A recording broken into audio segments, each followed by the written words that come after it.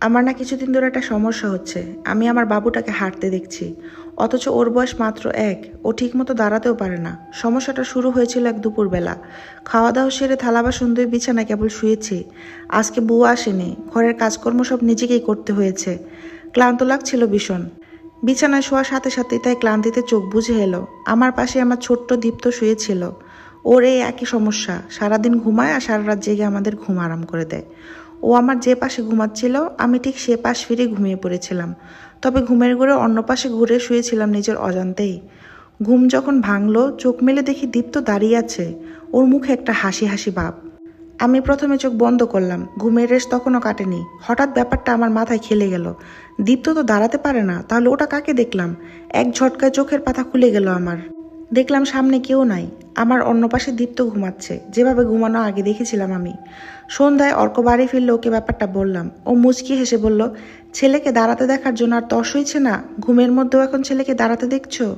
আমি বললাম, না, এমন কিচ্ছু না, আমি সত্যি ওকে দাঁড়াতে দেখেছি। ও আমার কথার জবাব না দিয়ে টিভি খুললো। টিভিতে দু দলের ফুটবল খেলা চলছে। দল দুটোকে আমি চিনি না। সে সোফায় বসে কোন দলকে যেন গালাগালি করতে করতে খেলা দেখা শুরু করে দিল। আমি আর ওকে কিছু বললাম না, এখন কিছু বলা হবে শুধু সময়ের অপচয়। পরদিন দুপুরবেলা মাছ কাটছি। আজকেও বউ আসেনি। বুয়ার মেয়ের জ্বর, তাকে নিয়ে ডাক্তারের কাছে গেছে। দীপ্ত বিছানায় শুয়ে আছে, দেখে এসেছি। এরপর ওর চারপাশে কোলবালিশ দিয়ে দেয়াল তৈরি করে এসেছি, যাতে বিছানা থেকে পড়ে না যায়। ওকে নিয়ে একদম নিশ্চিন্ত হয়ে রান্না করে কাজে এসেছি। মাছ কাটছি আপন মনে, কোনো দিকে খেয়াল নেই। হঠাৎ মনে হলো একটা বাচ্চার হাসির শব্দ শুনলাম। আমি রান্নাঘরে দরজার দিকে তাকালাম। দরজা একটা মুখ উকি দিয়ে তাকিয়ে আছে আমার দিকে। মুখটা দেখতে পাচ্ছি, শরীরটা দরজার আড়ালে। মুখটা দীপ্তর। আমার হঠাৎ ভীষণ ভয় লাগলো। চোখ দুটো মিলেই রেখেছিলাম, পলক ফেলতেও ভয় লাগছিল। দীপ্ত হাসি মুখে আমার দিকে তাকিয়ে আছে। ওর হাসিটা অস্বাভাবিক। ছোট বাচ্চাদের যেমন হাসি থাকে তেমন হাসি নয়। দীপ্ত হাসি মুখে দরজার আড়ালে চলে গেল। আমি অনেকক্ষণ বসে রইলাম। এরপর মনে একটু সাহস এলো। বটিটা মেঝেতে শুয়ে রেখে আস্তে আস্তে রান্নাঘরের বাইরে এলাম। দেখি কেউ নেই। শোবার ঘরে উকি দিলাম। দীপ্ত ঘুমাচ্ছে, যেমনভাবে ওকে রেখে গিয়েছিলাম ঠিক সেইভাবে। বিকেলে অর্ক বাড়ি এলে কথাটা ওকে বললাম। অর্ক যেন বিশ্বাস করতে পারলো না। জিজ্ঞেস করলো, তুমি ঠিক দেখেছো? হুম। এমনটা তো হওয়া সম্ভব না। আচ্ছা দেখি তো আরও এমন ঘটনা ঘটে কিনা। মনে মনে বললাম, ঘটলেও কি, তুমি তো আর বিশ্বাস করবে না। ও জিনিস নিয়ে আর তর্ক করলাম না। যার প্রমাণ নেই সেটা নিয়ে তর্ক করে কী লাভ। এরপর আরও 2 দিন এমন ঘটনা ঘটলো। দুপুরে রান্নাঘরে রান্না করছি, পিছনে ডাইনিং রুমে কার যেন দৌড়ে যাওয়ার শব্দ শুনলাম। ছোট ছোট পায়ে দৌড়ে কে যেন আমার শোবার ঘরে ঢুকলো। শোবার ঘরে গিয়ে দেখলাম দীপ্ত ঘুমাচ্ছে। আরেকদিন রাতের বেলা অনেকক্ষণ জেগে থাকার পর দীপ্ত একটু ঘুমিয়েছে। অর্ক ওর পাশে শুয়ে ঘুমে বেহুশ। আমি একটু বাথরুমে গেছি। ফেরার সময় দেখি বাথরুমের দরজার বাইরে অন্ধকারে দীপ্ত দাঁড়িয়ে। ও হি হি করে হাসতে হাসতে ছুটে শোবার ঘরে চলে গেল। তখনই শোবার ঘর থেকে দীপ্তর কান্না শব্দ শুনলাম। আমি ছুটে গিয়ে ওকে শান্ত করলাম। অর্ক ঘুম ভেঙে তাকিয়ে আবার ঘুমিয়ে পড়ল। সেদিন রাত্রিবেলা বৃষ্টি হয়েছে, আবহাওয়া ঠান্ডা। আমরা ঘুমোতে যাওয়ার প্রস্তুতি নিচ্ছিলাম, তখন অর্ক একটু পানি খেতে গিয়েছিল বাহিরে। তার 2 মিনিট পর আমি গ্লাস পরে ভেঙে যাওয়ার আর শুনলাম। ছুটে গেলাম অর্কের কাছে। গিয়ে দেখি ও খালি হাতটা পানি খাওয়ার ভঙ্গিতে উঁচু করে সামনে অন্ধকার রুমের দিকে তাকিয়ে আছে। রুমটা আমাদের গেস্ট রুম। ওকে দেখে আমার ভয় লাগলো কেমন যেন। জিজ্ঞেস করলাম, কি হয়েছে? ও সামনে রুমটা দেখিয়ে বলল, ওখানে ছোট একটা কি যেন দৌড়ে ঢুকে পড়তে দেখলাম। মানুষের মতো 2 পায়ে দৌড়ালো। আমার সারা গা শিরশির করে উঠলো। আমি জিজ্ঞেস করলাম, কি দৌড়াবে অমন করে? এখানে তো বানরও নেই। তুমি মনে হয় ভুল দেখেছো। ওহো, ভুল দেখিনি, ঠিকই কিছু একটা ঢুকেছে ওই ঘরে। তুমি এখানে দাঁড়াও, আমি ওই ঘরটা দেখে আসি। সে আমার সামনে দিয়ে হেঁটে ওই ঘরে গিয়ে লাইট জ্বালালো। 2 সেকেন্ড মাত্র। এরপরে সে লাইট বন্ধ করে দ্রুত বেরিয়ে এলো ঘর থেকে। এরপর খুব তাড়াতাড়ি ছুটে গেল আমাদের শোবার ঘরে। দেখলাম ভয়ে তার মুখ সাদা হয়ে গেছে। শোবার ঘরে ঢুকে সে দীপ্তর দিকে তাকিয়ে রইল। আমি জিজ্ঞেস করলাম, কি হয়েছে?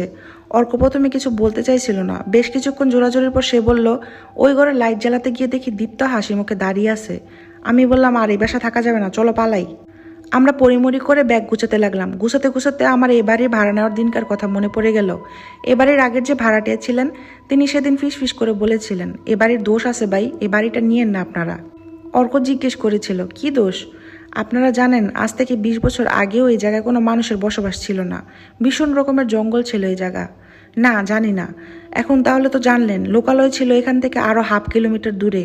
এখন যেখানে উপজেলার মার্কেট আছে না, সেখানে। ওইদিকে কেউ ভয়েই আসতো না। লোকমুখে শোনা যায় এই জায়গায় নাকি শয়তানের পূজারী তান্ত্রিকের বাসা বেঁধেছিল। তারা নাকি যুগের পর যুগ ছিল এই জায়গায়। আশেপাশে গ্রাম থেকে বাচ্চা চুরি করে এনে এখানে শয়তানের উদ্দেশ্যে বলে দিত। এরপর থেকে এই জায়গাটা অভিশপ্ত। বিশেষ করে আমরা যে বাড়িতে আছি ঠিক সেখানটায় নাকি বলির ঘটনা ঘটতো। ঘর পাইলিংয়ের সময় এত এত বাচ্চার মাথার খুলি বেরিয়েছে। বাড়ির মালিক তারপর মিস্ত্রিদের টাকা খাইয়ে ব্যাপারটা চেপে যান। তারপর থেকে এই বাড়িতে ছোট বাচ্চা নিয়ে যারা এসেছে তাদেরই কোনো না কোনো সমস্যা হয়েছে। আচ্ছা, এমনভাবে আচ্ছা বলেন মনে হলো আমার কথা বিশ্বাস করেন নাই।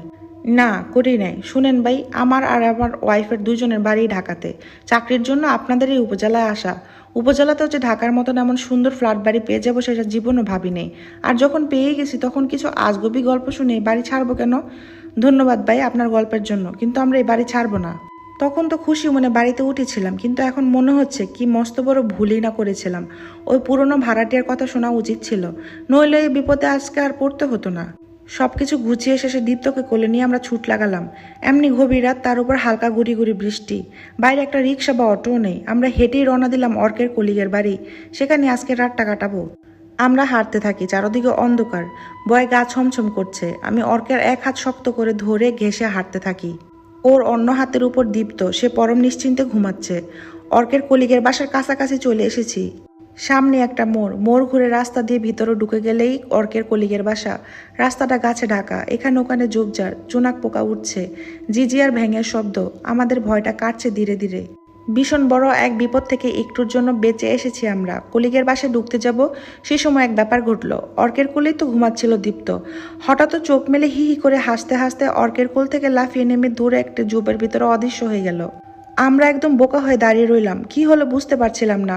সম্বিত ফিরে পেতে অর্ক চিৎকার করে বলল, আমরা আমরা দীপ্তকে ফেলে এসেছি। দীপ্তর বদলে অন্য কিছু একটাকে নিয়ে এসেছি। দীপ্ত এখনো ওই বাড়িতেই। আমরা পরিমরি করে বাড়ির দিকে ছুটতে লাগলাম। আমার মাথায় তখন অন্য কিছু নেই, কেবল একটাই চিন্তা, সেই বাড়িতে আছে দীপ্ত, সে অন্ধকার অভিশপ্ত বাড়িতে একা। বাড়ির সামনে পৌঁছে দৌড়ে দৌড়ে সিঁড়ি ভাঙলাম আমরা। অর্ক চাবি দিয়ে দরজা খুললো। আমাদের আসবাবপত্রগুলো বাড়িতে রেখে গিয়েছিলাম, ওগুলো কাল সকালে এসে নিয়ে যাব বলে তালা মেরে রাখা। দরজা খুলে আমরা ছুটে গেলাম আমাদের রুমটায়, যেখানে দীপ্ত ছিল। রুমে ঢুকে লাইট জ্বালালাম, নেই, দীপ্ত নেই। সেখান থেকে ড্রয়িং ডাইনিং সব ঘরে খুঁজলাম, কিছুই বাদ দিলাম না, কোথাও দীপ্ত নেই।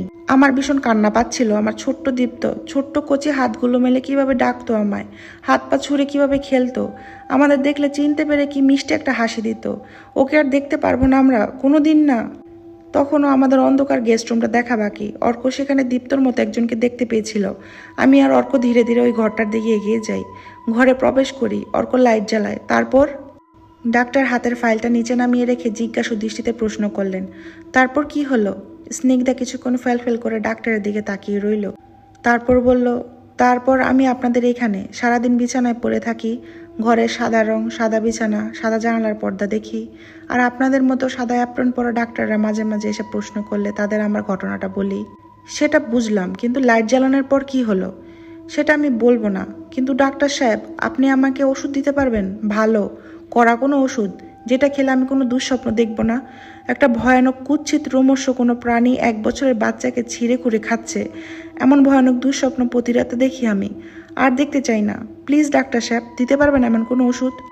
স্নিগ্ধা মুখ নামিয়ে কাঁদতে লাগলো। ডাক্তার অপলোক চোখে তাকিয়ে রইল। এই মেয়েটার স্বামী এবং মেয়েটাকে তাদের বাসা থেকে উদ্ধার করা হয়েছে। পুলিশ বাসা থেকে দম্পতির 1 বছরের সন্তানের ছিন্ন ভিন্ন লাশ উদ্ধার করেছেন। পুলিশের ধারণা রাতের কোনো এক প্রহরে এই দম্পতির মেন্টাল ব্যাকগ্রাউন্ড হয়। তারপর তারা নিজ সন্তানকে মেরে ফেলে। দুজনকে মানসিক হাসপাতালে ভর্তি করা হয়। দুজনের কাছ থেকে ডাক্তাররা তাদের মেন্টাল ব্রেকডাউনের কারণ জানতে চেষ্টা করছেন, কিন্তু লাভ হয় না। দুজনের একই রকম আজগুবি গল্প শোনায় সবাইকে। ডাক্তার হতাশ হয়ে ফাইল বন্ধ করলেন। এদের মেন্টাল ব্রেকডাউনের কারণ তিনিও বের করতে পারলেন না। আসলে কি হয়েছিল ওই দিন রাতে?